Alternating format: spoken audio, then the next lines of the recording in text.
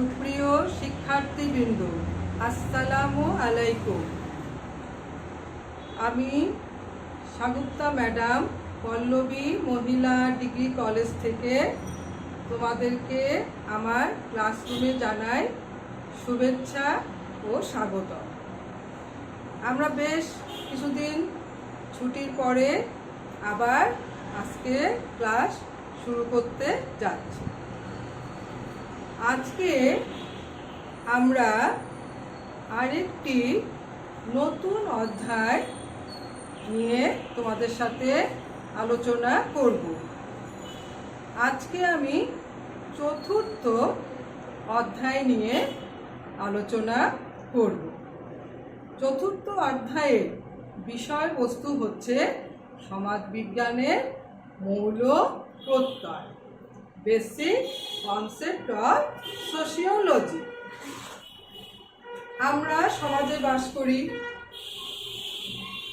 সমাজবিজ্ঞানের এমন কিছু মূল বিষয়বস্তু রয়েছে যেগুলো আমাদের জানা প্রয়োজন, কারণ এই বিষয়বস্তুগুলো অর্থাৎ এই ধারণাগুলোর মধ্যে আমরা আমাদের কি করি যে এই ব্যবস্থা এবং কোনো ব্যবস্থার মধ্যে আমরা আমাদের কার্যকলাপকে তুলে ধরি এবং এর মধ্যে আমাদের মধ্যে একটা কি সামাজিক সম্পর্ক আমরা গড়ে তুলি। তাহলে এই যে সমাজবিজ্ঞানের কিছু মৌলিক প্রত্যয় বা মূল প্রত্যয় রয়েছে যেগুলো জানা একান্ত প্রয়োজন।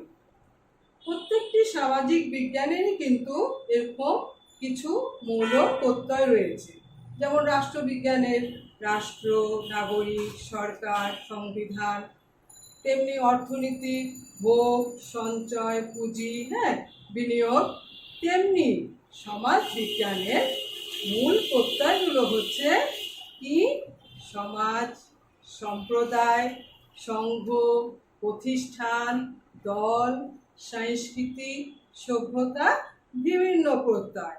তাহলে আজকে আমাদের আলোচনার বিষয় হচ্ছে সমাজবিজ্ঞানের চতুর্থ অধ্যায়, সমাজবিজ্ঞানের মৌল প্রত্যয় সমূহ, অর্থাৎ বেসিক কনসেপ্ট অফ সোশিওলজি।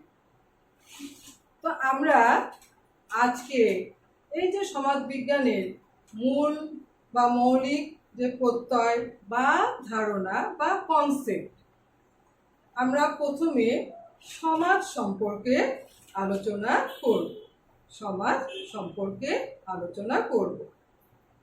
আমরা এর আগের ক্লাসে অর্থাৎ পূর্বে আমরা সমাজ বিজ্ঞান সম্পর্কে জেনেছি, তাই না? যে সমাজ বিজ্ঞান কি এবং সমাজ বিজ্ঞানের মূল বিষয়বস্তুটা কি। তোমাদের নিশ্চয়ই সবার মনে আছে যে সমাজ বিজ্ঞানের কি মূল বিষয়বস্তু হচ্ছে সমাজ, তাই না? সমাজ। আচ্ছা, তো দেখো এই যে সমাজ ছাড়া কিন্তু মানুষ বসবাস করতে আমরা পারি না। যেখানে জীবন সেখানেই কিন্তু সমাজ। বিশ্বকবি রবীন্দ্রনাথ ঠাকুর কি বলেছে যে মানুষ একলা বাস করতে চায় না, দল বেঁধে থাকা, দল বেঁধে কাজ করা এবং সকলের উন্নতি সাধন করাই হচ্ছে কিন্তু সমাজের কি উদ্দেশ্য। তাহলে একজন ব্যক্তি যখন অনেকের সাথে মিলে মিশে বসবাস করে তখন কিন্তু সেই ব্যক্তিটির 16 আনা পূর্ণ হয়। তাহলে আমরা দেখি যে এই যে সমাজটা আমাদের কেন প্রয়োজন, কেন আমরা সমাজ গড়ে তুলছি, তাই না? আচ্ছা, আরেকজন কবি জন ডন তার উক্তি যে নো ম্যান ইজ আইল্যান্ড, তাই না? মানুষ তো একটা দ্বীপ নয়। তাহলে মানুষ কিন্তু তার নিজের বসবাসের জন্যে, তার উদ্দেশ্য পূরণের জন্যে কিন্তু সমাজটা গড়ে তোলে। আর আমরা আগেই লক্ষ্য করেছি যে সমাজ বিজ্ঞানের মূল বিষয় হচ্ছে কিন্তু সমাজ এবং সমাজে যে বসবাসকারী মানুষের পারস্পরিক সম্পর্ক। তাহলে আজকে আমরা প্রথমে কি আলোচনা করছি? সমাজ, তাই না?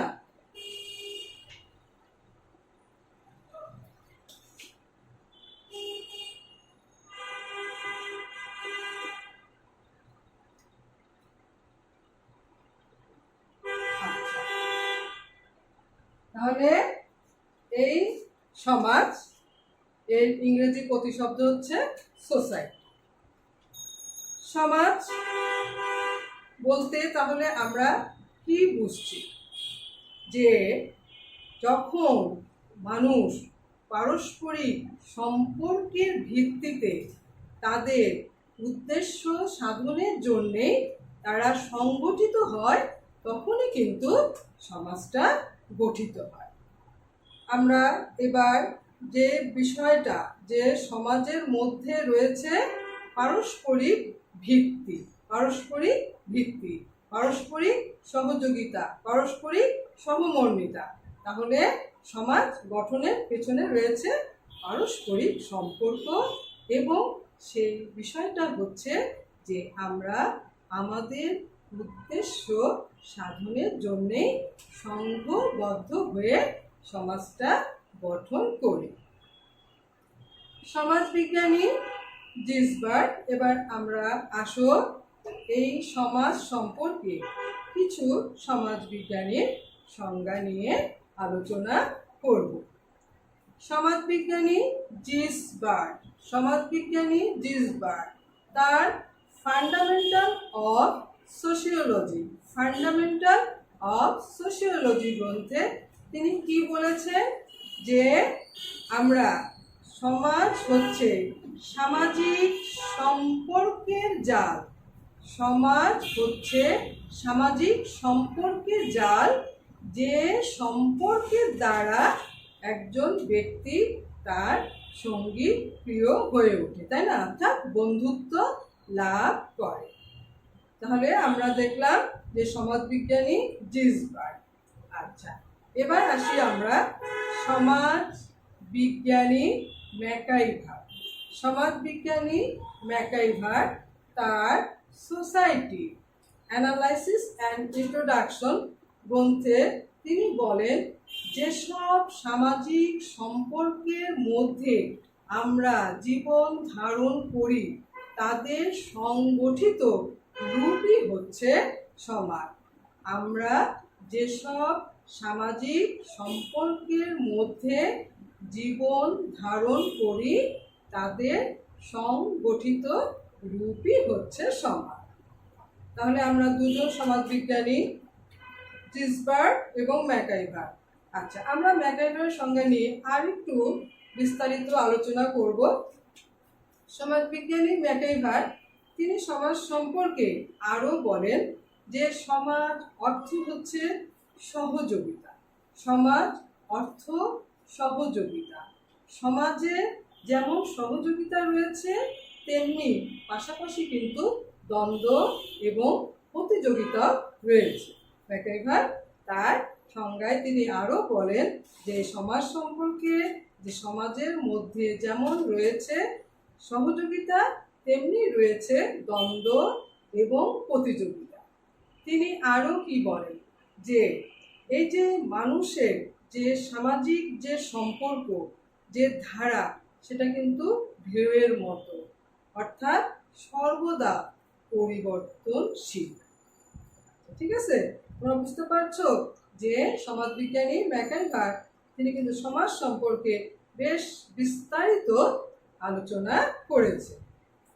আমরা এবার সমাজ বিজ্ঞানী আর.টি. শেফার তার সোশিওলজি গ্রন্থে কি বলেন? তিনি বলেন যে সমাজ হচ্ছে এমন কিছু, অর্থাৎ ব্যক্তি বা ব্যক্তি সমষ্টি বা জনসমষ্টি, যারা কি এক বা একাধিক উদ্দেশ্যকে সামনে রেখে, অর্থাৎ তারা কিন্তু কি করে যে অন্য একটি জনগোষ্ঠী থেকে আপেক্ষিক অর্থে তারা স্বাধীন এবং তারা তাদের একটি নিজস্ব সাংস্কৃতিক রীতিনীতিতে আবদ্ধ রয়েছে। তাহলে আর.টি. শেফার, তার সঙ্গে আমরা আলোচনা করলাম। এবার আমরা যে ডেভিড পপিনো তার সোশিওলজি গ্রন্থে তিনি বলেন যে সমাজ হচ্ছে এমন এক জনসমষ্টির সমন্বয় যেখানে তারা নিজস্ব কিছু প্রথা প্রতিষ্ঠানকে তার অন্তর্ভুক্ত করে থাকে। তাহলে আমরা এই যে সমাজ সম্পর্কে কার কার সঙ্গে আলোচনা করলাম, আমি নামগুলো লিখে দিই। প্রথম হচ্ছে জিসবার্ট,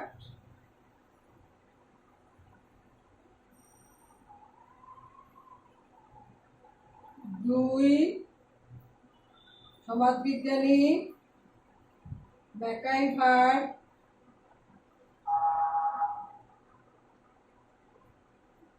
তিন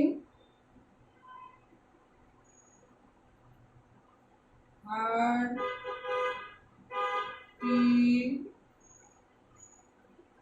শেফার, চার ডেভিড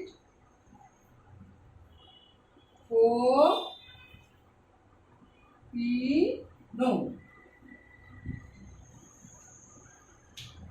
সমাজের যে সংজ্ঞা জিসবার্ট, ম্যাকাইভার, আর.টি. শেফার এবং ডেভিড পপিনো। আচ্ছা, এই সমাজ সম্পর্কে আমরা আরেকজন সমাজবিজ্ঞানী অর্থাৎ বাংলাদেশের সমাজবিজ্ঞানী অধ্যাপক এ.কে. নাজমুল করিমের সংজ্ঞা নিয়ে আলোচনা করব। অর্থাৎ তার যে সমাজ সম্পর্কে তার একটা সুস্পষ্ট ধারণা আমরা এখানে তুলে ধরব। যে সমাজবিজ্ঞানী নাজমুল করিম তিনি এই যে সমাজের ধারণাটাকে তিনটি ভাগে ভাগ করে দেখিয়েছে। তার মতে সমাজ হচ্ছে কতগুলো অনুভূতিক্ষম প্রাণীর সমষ্টি। সমাজ হচ্ছে কতগুলো অনুভূতিক্ষম প্রাণীর সমষ্টি, তাই না?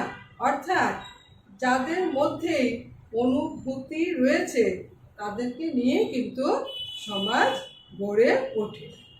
দুই, সমাজ হচ্ছে সমাজের কাজকে বোঝায়। সমাজের কাজকে বোঝায় সমাজ। অর্থাৎ কি, আমরা জানি যে সমাজের মধ্যে বিভিন্ন প্রতিষ্ঠানগুলো আমরা কেন গড়ে তুলেছি, তার কারণ কি, যে আমাদের চাহিদা পূরণের জন্য, তাই না? তাহলে এই যে কাজ, এই অর্থাৎ উদ্দেশ্য পূরণের জন্যই কিন্তু সমাজটা গড়ে উঠেছে। আরেকটা কি, 3 নম্বর হচ্ছে যে সমাজ বলতে সমাজের যে কার্যাবলীর সমষ্টিকে বুঝিয়েছেন তিনি। অর্থাৎ সমাজ বলতে তিনি সমাজের কার্যাবলীর সমষ্টিকে বুঝিয়েছেন। তো দেখো এখন যে এই যে সমাজ অর্থাৎ সোসাইটি, আমরা যে বিষয়টা লক্ষ্য করি যে মানুষ তার পারস্পরিক সম্পর্কের ভিত্তিতে তাদের উদ্দেশ্য পূরণের জন্যে যখন তারা সংঘবদ্ধ হয় তখনই কিন্তু একটি সমাজ গড়ে ওঠে। আর এই সমাজের লক্ষ্যই কিন্তু কি, এই যে বলা হয়েছে যে দল বেঁধে থাকা, দল বেঁধে কাজ করা, এর অর্থই হচ্ছে যে সমাজের উন্নতি এবং কল্যাণ সাধন। হ্যাঁ, আচ্ছা, তাহলে দেখো যে আমরা সমাজ বিজ্ঞানের একটি অন্যতম মৌলিক ধারণা সমাজ সম্পর্কে আলোচনা করলাম। আমরা এবার সমাজ বিজ্ঞানের আরেকটি অন্যতম প্রত্যয় বা ধারণা নিয়ে আলোচনা করব, সেটা হচ্ছে সম্প্রদায়, অর্থাৎ কমিউনিটি। সম্প্রদায় অর্থ হচ্ছে কি, যে ইংরেজি প্রতিশব্দ হচ্ছে কমিউনিটি। কমিউনিটির বাংলা অর্থ হচ্ছে সম্প্রদায়।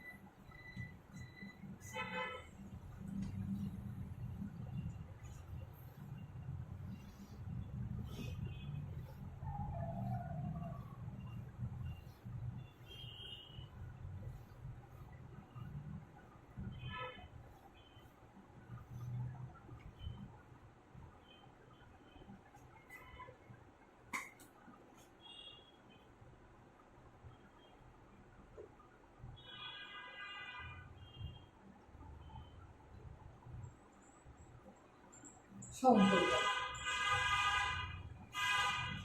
সম্প্রদায় কথাটা কিন্তু তোমরা কিন্তু সবাই জানো, তাই না?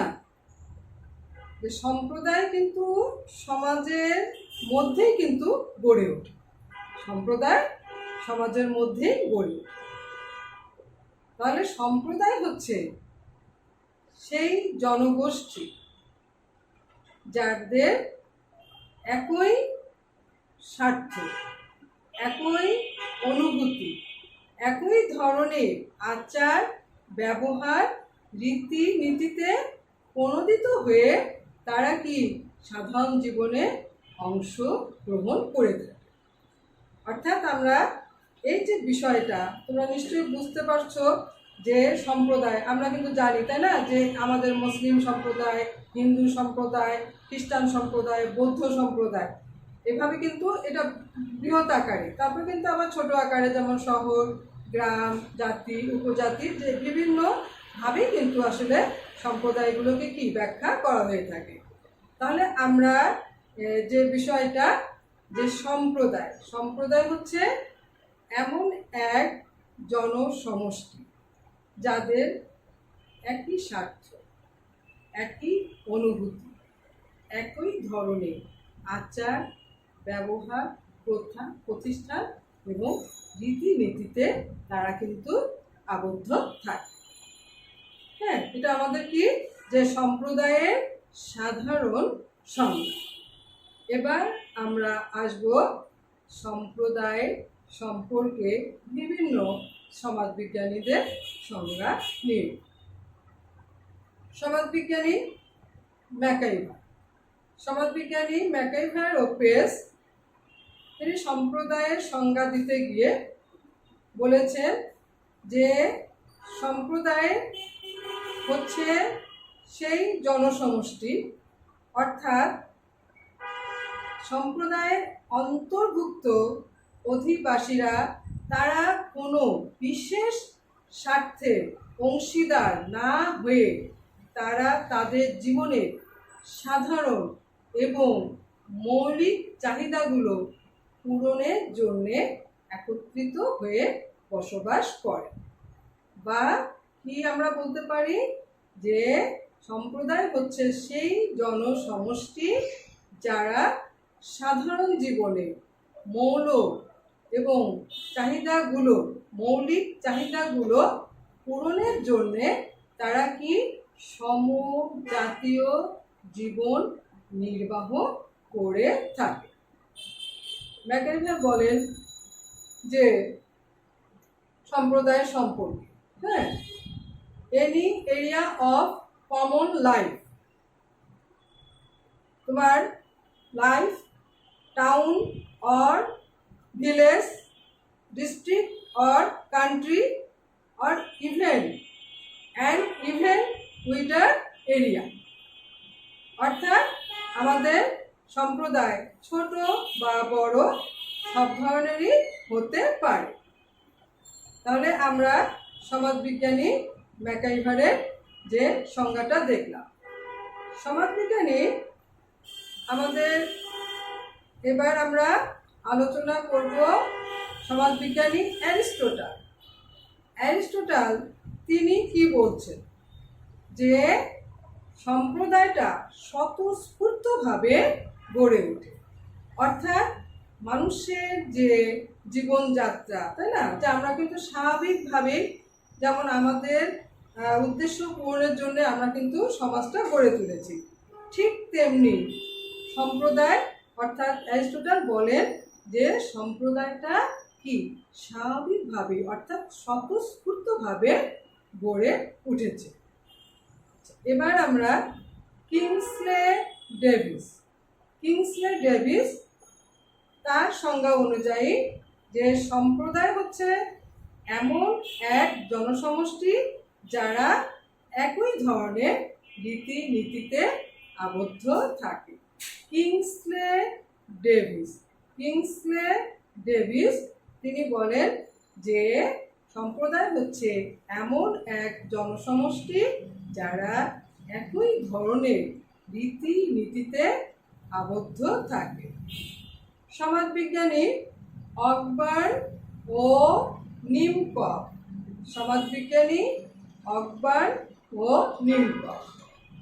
তাদের এ হ্যান্ডবুক অফ সোশিওলজি গ্রন্থে বলে যে সম্প্রদায় হচ্ছে এমন এক জনসমষ্টি যারা একই অঞ্চলে বসবাস করে।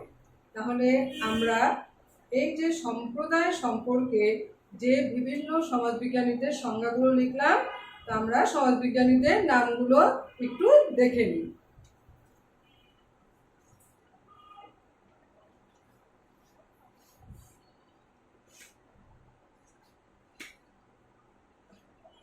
সমাজবিজ্ঞানী ম্যাকাইভার,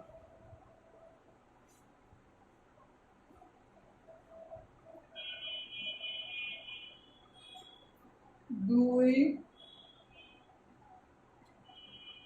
অ্যারিস্টটল,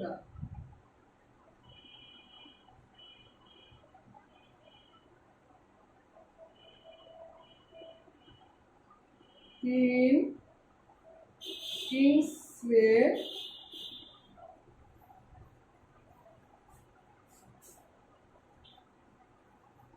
ডেভিস, অকবার্ন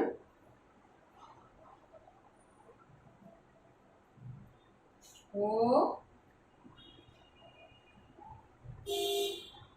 নিমকক হচ্ছে সম্প্রদায়ের যারা সংজ্ঞা দিয়েছে। নামগুলো দেখো, আমরা বলেছি যে বারবার কিন্তু আমরা আলোচনা করতে করতে দেখবে যে একই সমাজবিজ্ঞানীর নাম কিন্তু বারবার আসছে। তোমাদের কিন্তু সমাজবিজ্ঞানীর নামগুলো কি খাতায় লিখে লিখে প্র্যাকটিস করতে হবে। দেখবে কয়েকবার যদি নামগুলো লেখো তোমার সুন্দর মনে থাকবে। তাহলে আমরা এই যে সমাজ এবং সম্প্রদায় সম্পর্কে আলোচনা করলাম, তাই না? তো আমরা এখন এই সমাজ আর এই সম্প্রদায়ের কিছু বৈশিষ্ট্য নিয়ে আলোচনা করব। হ্যাঁ, তোমরা নামগুলো আরেকবার ভালো করে দেখো। ম্যাকাইভার, অ্যারিস্টটল, কিংসলে ডেভিস, অকবার্ন ও নিমকক।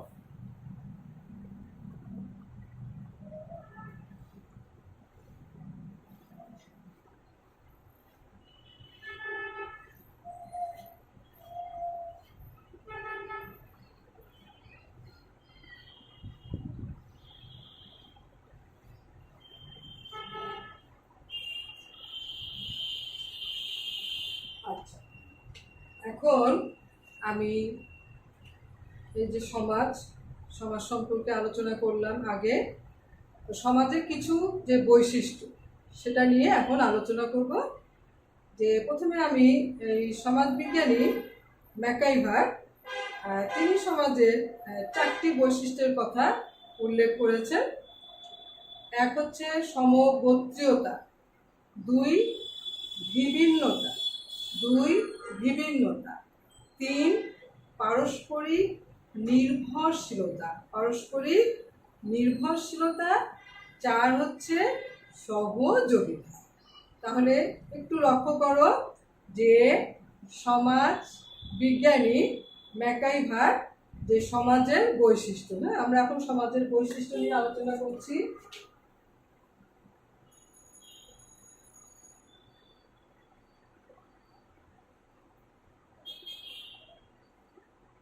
সমাজের বৈশিষ্ট্য আর সম্প্রদায়ের বৈশিষ্ট্য।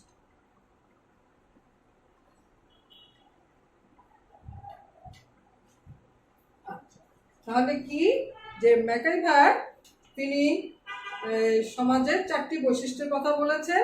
একটা হচ্ছে কি সমগোত্রীয়তা, 2 বিভিন্নতা, 3 হচ্ছে কি আমাদের পারস্পরিক সম্পর্ক অর্থাৎ পারস্পরিক নির্ভরশীলতা, আর 4 হচ্ছে সহযোগিতা। তাহলে এই যে দেখো এখানে কিন্তু তার যে বৈশিষ্ট্যের মধ্যে আমরা কিন্তু 4টা যে বৈশিষ্ট্য কিন্তু সমাজের কিন্তু ফুটে উঠেছে, তাই না? আচ্ছা, এখন আমরা যে বিভিন্ন সমাজ বিজ্ঞানীর যে সংজ্ঞাগুলো আলোচনা করেছিলাম সেই সংজ্ঞাগুলো থেকে আমরা কিন্তু সমাজের কিছু বৈশিষ্ট্য তুলে ধরতে পারি, তাই না? যে প্রথমেই দেখো যে সমাজ সমাজ কিন্তু কি সমাজের মধ্যে একটা সমরূপতা রয়েছে। সমাজ সর্বজনীন এবং সর্বব্যাপক। 3 সমাজের মধ্যে কি রয়েছে? পারস্পরিক নির্ভরশীলতা রয়েছে। সমাজের মধ্যে আরো কি আছে? সংহতি, তাই না? সংহতি অবশ্যই প্রত্যেকটা আমাদের বিষয়ের মধ্যে কিন্তু সংহতি যেমন সমাজেও আছে সম্প্রদায়ের মধ্যেও কিন্তু রয়েছে। আচ্ছা দেখো আমরা আরেকটা বিষয় বলেছি যে সমাজ সর্বদা কিন্তু পরিবর্তনশীল, তাই না? যেমন এই সামাজিক সম্পর্কটাই কিন্তু ম্যাকাইভার বলেছেন যে ওয়েভ অর্থাৎ ঢেউয়ের মতো। তাহলে সমাজ সর্বদা কি পরিবর্তনশীল। তাহলে আমরা যে বৈশিষ্ট্যগুলো কি কি লক্ষ্য করলাম যে সমাজ হচ্ছে সমাজের মধ্যে সমরূপতা রয়েছে, তারপরে কি সমাজ হচ্ছে সর্বব্যাপক এবং সর্বজনীন, তাই না? সমাজের মধ্যে কি রয়েছে? পারস্পরিক নির্ভরশীলতা। আরও কি আছে? তাহলে আমরা কি সমাজের বৈশিষ্ট্যগুলো লক্ষ্য করলাম। এবার আমরা আমাদের যে সম্প্রদায় অর্থাৎ কমিউনিটি বিভিন্ন সংজ্ঞা আলোচনা করেছিলাম সেখান থেকেও কিন্তু আমরা কিছু বৈশিষ্ট্য লক্ষ্য করি। তো তার আগে যে সমাজ বিজ্ঞানী ম্যাকাইভার সম্প্রদায়ের 2টি বৈশিষ্ট্যের কথা তিনি বলেছেন। একটা হচ্ছে কি অঞ্চল বা এলাকা, আর 2 হচ্ছে স্বজাত্যবোধ। হ্যাঁ, অর্থাৎ ওই যে কমিউনিটির যে সেন্টিমেন্ট এটা কিন্তু সম্প্রদায় গঠনের জন্যে অপরিহার্য। একটা হচ্ছে এলাকা, অবশ্যই একটা এলাকা থাকতে হবে এবং কি থাকতে হবে? স্বজাত্যবোধ। তাহলে এই দেখো যে আমরা আরও যেমন সম্প্রদায় দেখি, তাই না?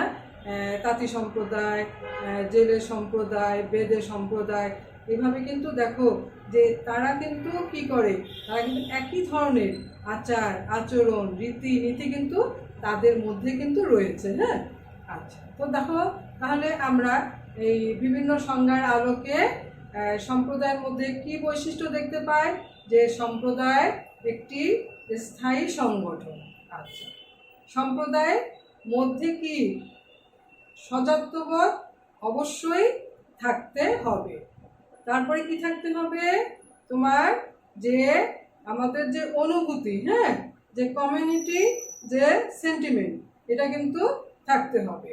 আর সম্প্রদায় যেটা আমাদের কি মানব জীবনের জন্য কিন্তু অপরিহার্য। হ্যাঁ, তাহলে এই যে সম্প্রদায় আমরা এর পরবর্তীতে আলোচনা করব সমাজ এবং সম্প্রদায়ের মধ্যে পার্থক্য। হ্যাঁ, যেমন সম্প্রদায় কিন্তু ছোট এবং বড় হতে পারে, আর সম্প্রদায় কিন্তু আবার সমাজের মাঝেই কিন্তু গড়ে উঠছে, কি তাই না?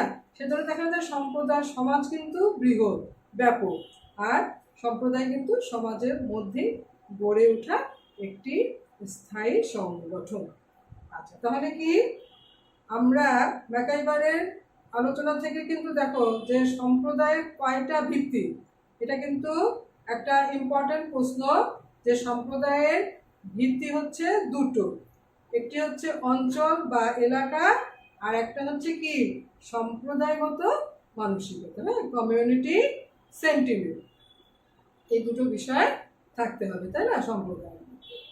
আচ্ছা, তাহলে আমরা এতক্ষণ সমাজ এবং সম্প্রদায় নিয়ে আলোচনা করলাম। এখন আমি তোমাদের সাথে আলোচনা করব সংঘ। সংঘ অর্থাৎ অ্যাসোসিয়েশন, সংঘ।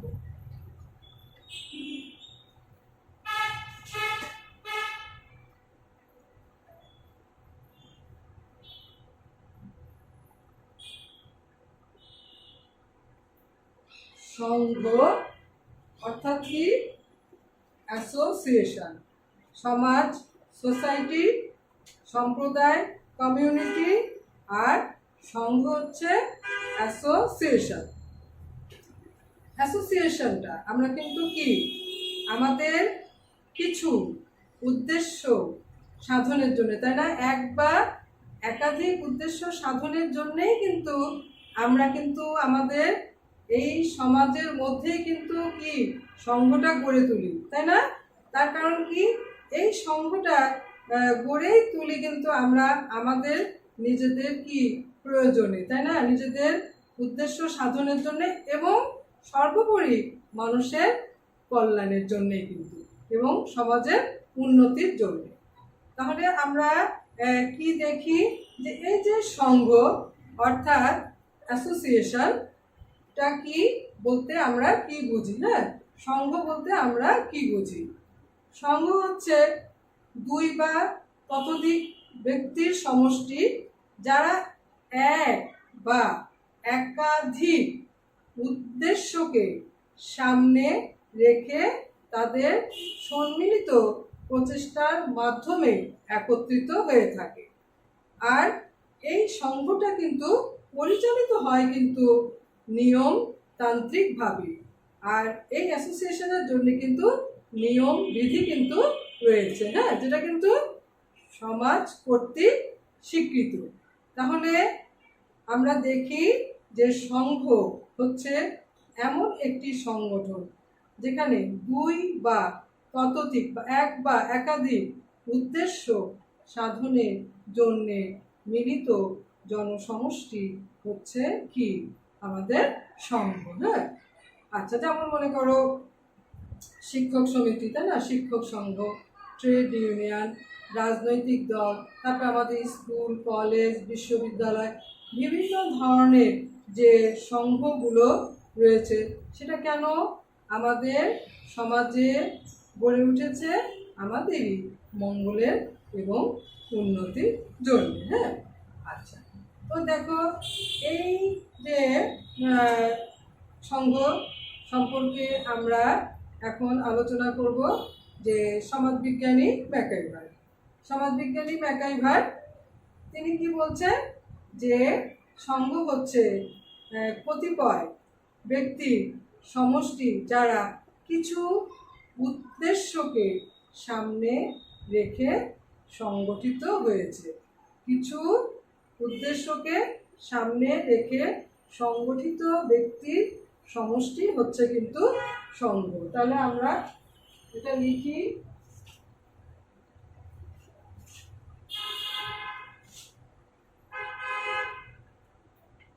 সমাজবিজ্ঞানী ম্যাকাইভার।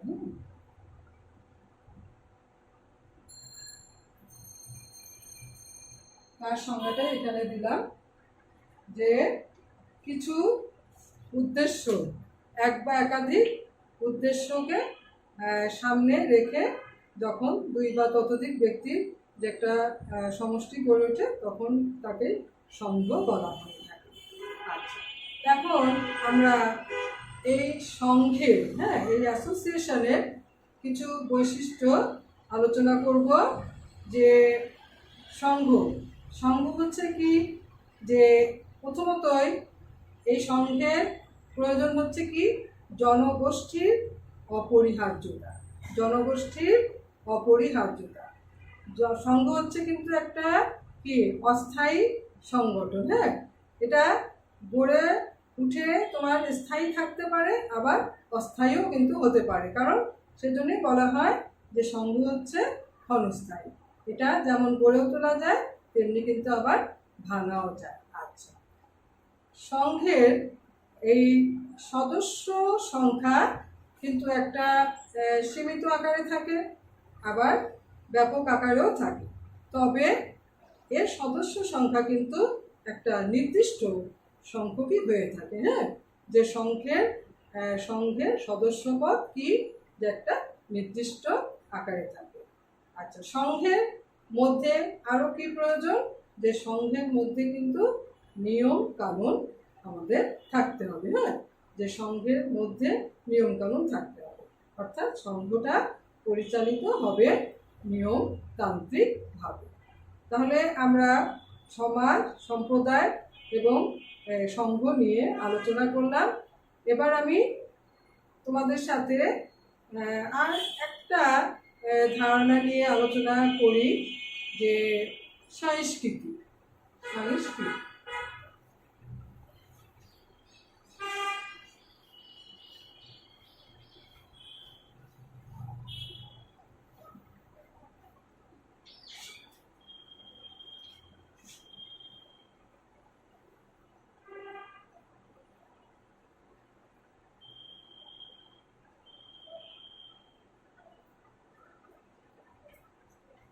আজকে আমি এই যে সংস্কৃতি সম্পর্কে একটা ধারণা দেওয়ার চেষ্টা করব, এবং আমি এই বিষয়গুলো আবার পরবর্তী ক্লাসে আলোচনা করব।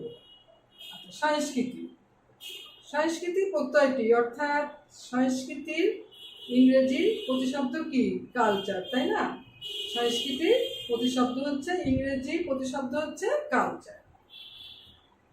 সংস্কৃতি বলতে আমরা আসলে কি বুঝি? সংস্কৃতি হচ্ছে মানুষের জীবনযাত্রা প্রণালী। সংস্কৃতি হচ্ছে মানুষের জীবনযাত্রা প্রণালী।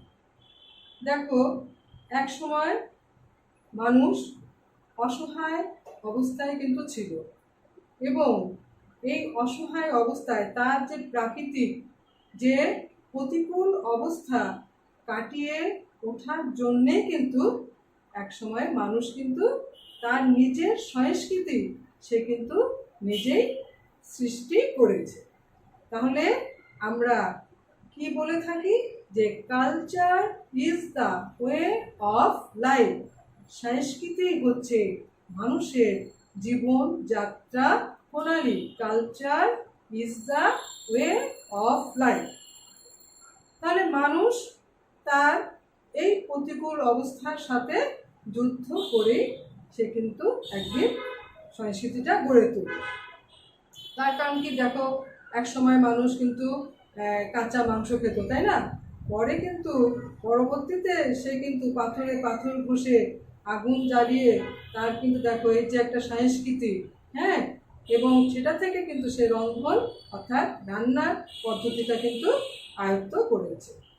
আচ্ছা, তাহলে আসলে আমরা আবার বলি তোমাদের সাথে, যে আসলে আমরা কিন্তু সাধারণভাবে, তাই না, সংস্কৃতি বললেই কি বুঝি, ভাষা, সাহিত্য, শিল্পকলা, এই বিষয়গুলো কিন্তু বুঝি, তাই না?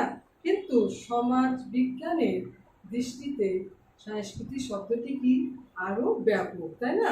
যে সংস্কৃতি শব্দটি আরো ব্যাপক। তাহলে এক কথায় যে বিষয়টা, যে সংস্কৃতি হচ্ছে মানুষের জীবনযাত্রা প্রণালী। তাহলে আমরা এবার এই যে কালচার এর সংজ্ঞা নিয়ে, অর্থাৎ বিভিন্ন সমাজবিজ্ঞানী তারা সংজ্ঞা দিয়েছেন, তাদের সম্পর্কে একটু আলোচনা করব। যে সমাজবিজ্ঞানী অর্থাৎ ম্যাকাইভার, সমাজবিজ্ঞানী ম্যাকাইভার, তিনি বলেন, hour culture is what we are.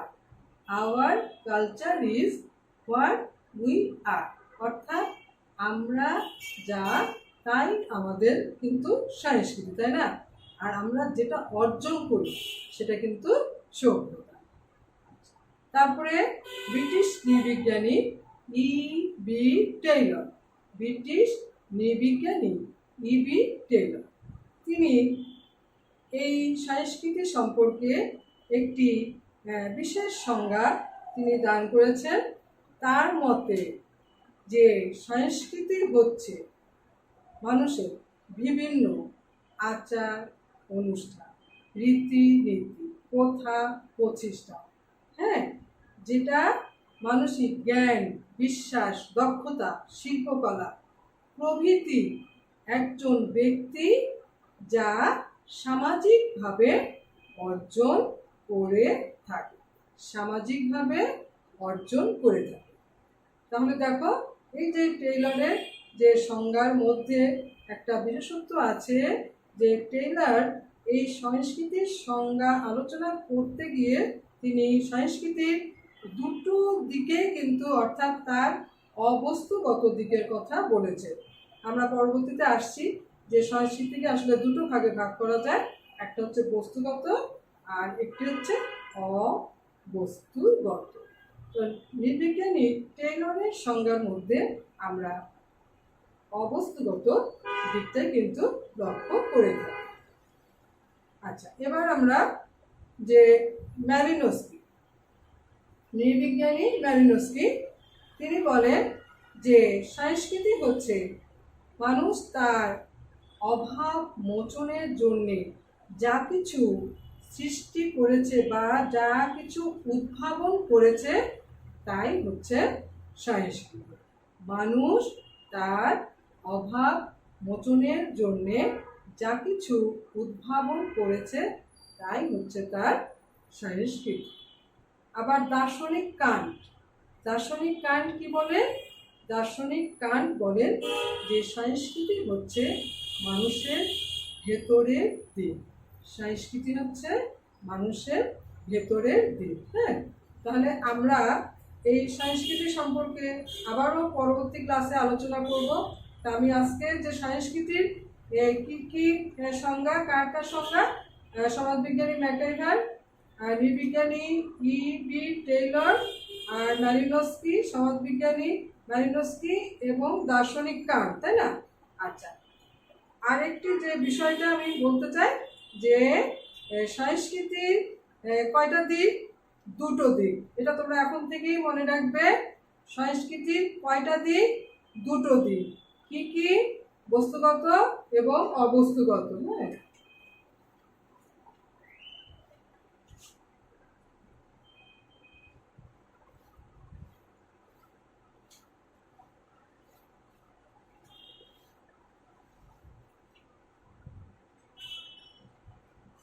সংস্কৃতির কয়টি দিক?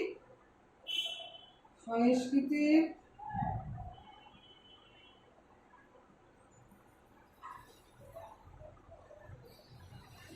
দিক বা উপাদান।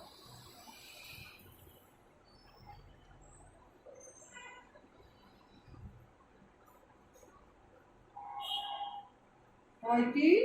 দুইটি। কি কি? বস্তুগত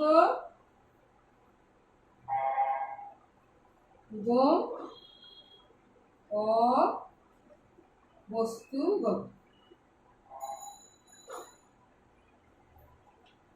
ম্যাটেরিয়াল কালচার এবং নন ম্যাটেরিয়াল কালচার। বস্তুগত, তোমরা মনে হয় এটা বুঝতে পারছো যে বস্তুগত আসলে যে বিষয়গুলো, হ্যাঁ, যে বস্তুগুলোকে কি ধরা ছোঁয়া যায়, হ্যাঁ, যেমন আমাদের ঘর বাড়ি, দালান কোঠা, চেয়ার টেবিল, আমার ব্যবহৃত কলম পেন্সিল, হ্যাঁ, এগুলো কিন্তু সব কি বস্তুগত। আর অবস্তুগত যে ধারণাটা, সেটা হচ্ছে কি মানুষের চিন্তা ভাবনা, জ্ঞান, দক্ষতা। হ্যাঁ, অর্থাৎ আমাদের এই বস্তুগত জ্ঞানের পেছনেই কিন্তু কাজ করছে কি অবস্তুগত জ্ঞানটা, অর্থাৎ বস্তুগত উপাদানের পেছনেই কিন্তু ক্রিয়াশীল রয়েছে অবস্তুগত উপাদান। তাহলে আজকে আমি এই সংস্কৃতি সম্পর্কে আর বাড়াবো না, কারণ তোমরা এই চারটা ধারণা সম্পর্কে বাসায় অবশ্যই সুন্দর করে পড়বে। সমাজ, সম্প্রদায়, সংঘ এবং সংস্কৃতি, তাই না? এই চারটা বিষয় নিয়ে আমি আজকে আলোচনা করলাম এবং এই বিষয়গুলোই হচ্ছে সমাজবিজ্ঞানের মৌলিক ধারণা।